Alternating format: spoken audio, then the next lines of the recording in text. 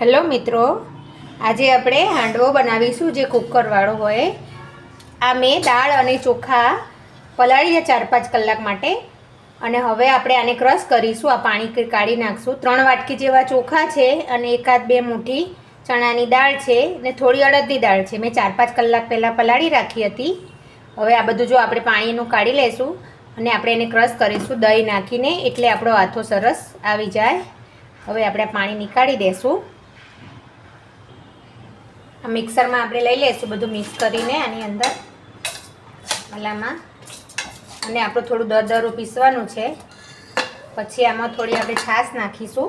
છાશ હોય કે દહીં હોય, જે બી હોય, 1 વાટકી તમે નાખી શકો છો. આ છાશ નાખીશું એટલે આપણો આથો આવી જાય. હવે આ બંધ કરી આપણે એને દળી લઈશું મિક્સરમાં. જો આ રીતના થોડું જાડું રાખી અને મેં પીસી લીધું છે. હવે આપણે આમાં બધું પીસી લીધું છે. હવે આથો આવા મૂકીશું. આ રીતના આ દાણા પડે એવું આ રીતના દળવાનું છે. જો આ રીતની કન્સિસ્ટન્સી હોવી જોઈએ એકદમ.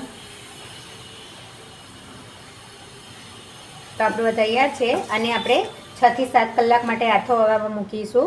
અત્યારે થોડી વરસાદની મોસમ છે એટલે ઠંડક હોય છે, તેના લીધે થોડો જલ્દી નહીં આવે, એટલે એને આપણે ઓવનમાં કે એવી જગ્યાએ મૂકી દઈશું કે જેમાં આથો આવી જાય.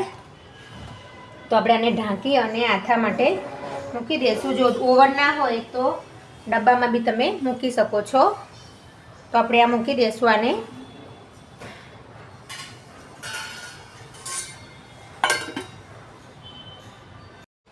હેલો મિત્રો, જો આપણે આ જોઈ લઈશું કે આપણો આથો આવી ગયો છે. આપણો આથો આવી ગયો છે. હવે આપણે અંદર મસાલા કરી દઈશું. એની અંદર આ દૂધી છે મેં છોલી દીધી છે. હવે આપણે દૂધી એમાં સીણી દઈશું આની ઉપર રાખીને.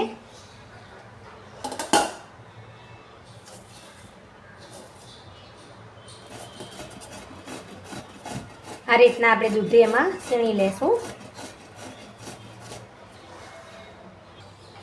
જો આપણે દૂધી અને કોથમીર બધું આપણે મિક્સ કરી દીધું આ મસાલાની અંદર. થોડી કોથમીર નાખી દીધી મેં અને દૂધી છે.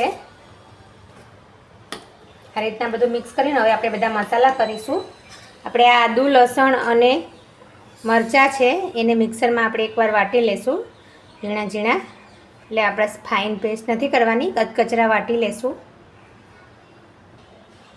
જો આપણે આ રીતના વટાઈ ગયા છે. હવે આપણે આને એમાં નાખી દઈશું. પછી આ બધું મિક્સ કરી દઈશું આપણે. અંદર વાટીને નાખવાથી અંદર ટેસ્ટ ખૂબ જ સરસ આવે છે આનો. એટલે આ રીતે તમે એકવાર ટ્રાય કરી જોજો કે સરસ એનો પરફેક્ટ ટેસ્ટ આવશે. થોડા સિંગદાણા નાખવા હોય તો બી નાખી શકાય છે. બસ હવે આપણે આને અંદર મસાલા કરી અને પછી વઘાર કરીશું. જો આ મસાલા કરીશું હવે આની અંદર આપણે 1 ચમચી મરચું નાખીશું, થોડી જરાક હિંગ નાખીશું, ધાણા જીરું નાખીશું, મીઠું નાખીશું સ્વાદ મુજબ.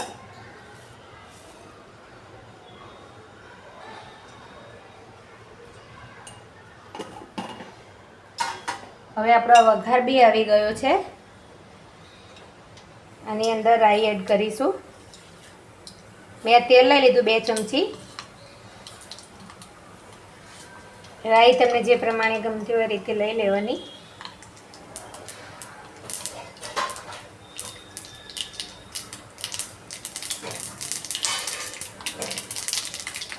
રાઈ થઈ જાય એટલે 2 લવિંગ નાખીશું. જરાક હિંગ નાખીશું આપણે થોડી.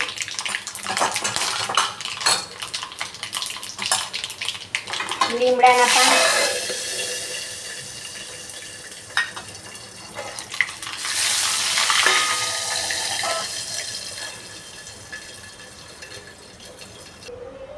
વઘાર થઈ ગયો આપણો. આમાં થોડો એડ કરી દઈશું. થોડો પાછળથી ઉપર માટે બાકી રાખીશું.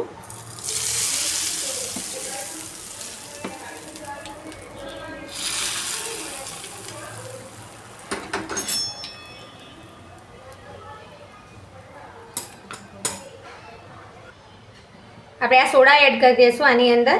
1 ચમચી જેવા સોડા છે એડ કરી દેવાના. તમને હાંડવો એ પ્રમાણે ચડશે સારો, કારણ કે સોડા નાખવા વગર આથો તો બી આવ્યો જ છે, પણ આ સોડા નાખીએ તો એ હાંડવો ચડશે સારો. જો આ સોડા આપણે અંદર એડ કરીએ એ પ્રમાણે કેટલું આપણો ફૂલી ગયો આ લોટ. જો આ રીતના.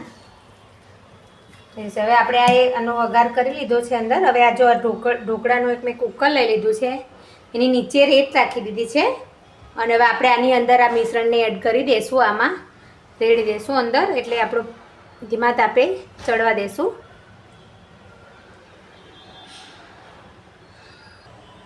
બાકીનું વધેલું તેલ જો મેં આ રીતના ઉપર એના રેડી અહીંયા ફેલાઈ દીધું છે.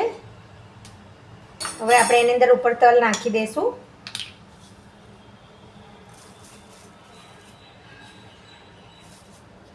આ રીતના આખું લેયર કરી દઈશું તલનું, એ લુક સરસ આવશે એનો. બસ હવે બંધ કરી અને એને ધીમા તાપે અડધી કલાક માટે આપણે ચડવા દઈશું.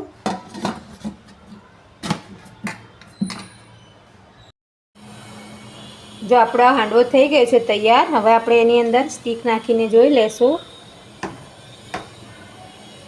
ઓકે છે, હવે તૈયાર છે. હવે આપણે એને સર્વ કરીશું. તૈયાર છે આપણો હાંડવો. એકદમ હેલ્ધી અને ટેસ્ટી છે. જો કેટલો સ્પંચી છે.